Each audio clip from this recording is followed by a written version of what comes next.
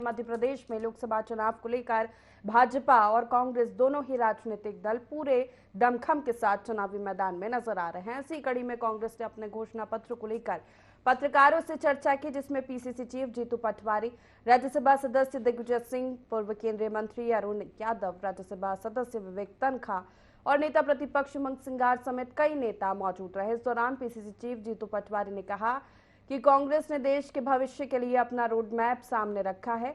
वहीं राहुल गांधी ने 4000 किलोमीटर की यात्रा करके देश की भावनाओं को समझा और उसके आधार पर न्याय पत्र तैयार किया है।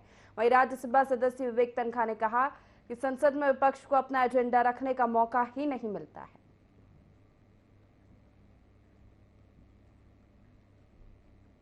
5 साल का आगे का भविष्य, विजन और रोड मैप कांग्रेस का क्या होगा, ये नेशनल स्तर पर कांग्रेस पार्टी ने अलग अलग आयोजित करके देश के सामने रखा है। साथियों, राहुल गांधी जी लगभग 4000 किलोमीटर पद यात्रा की, करोड़ों लोगों से, हर तरीके, हर क्षेत्र के लोगों से उन्होंने मुलाकात की, बातें की, देश के दर्द को समझा, जिया।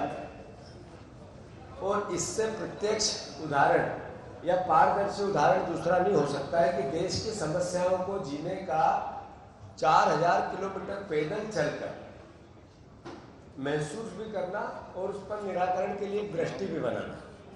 ऐसे ही फिर दूसरी यात्रा जब उन्होंने की 6700 किलोमीटर की, तब भी देश के करोड़ों लोगों से उन्होंने जो बातें की, उन बातों का सार कांग्रेस पार्टी, हमारी जो मैनिफेस्टो कमेटी, कांग्रेस पार्टी के वरिष्ठ सारे जो अलग अलग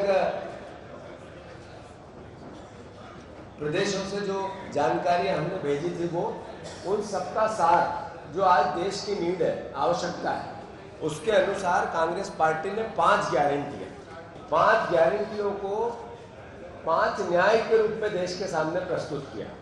ये आवश्यकता न्याय है। कोई भी सरकार बनेगी, कोई भी प्रधानमंत्री बनेंगे, मंत्रिमंडल बनेगा, तो देश आज सबसे ज्यादा पीड़ित और दुखी कौन है, उसके आधार पर देश के सामने एक दृष्टि पत्र दिया है, एक न्याय पत्र दिया है, जिसमें युवा न्याय, जिसमें नारी न्याय, जिसमें किसान न्याय, जिसमें श्रमिक न्याय और सबसे महत्वपूर्ण हिस्सेदारी न्याय।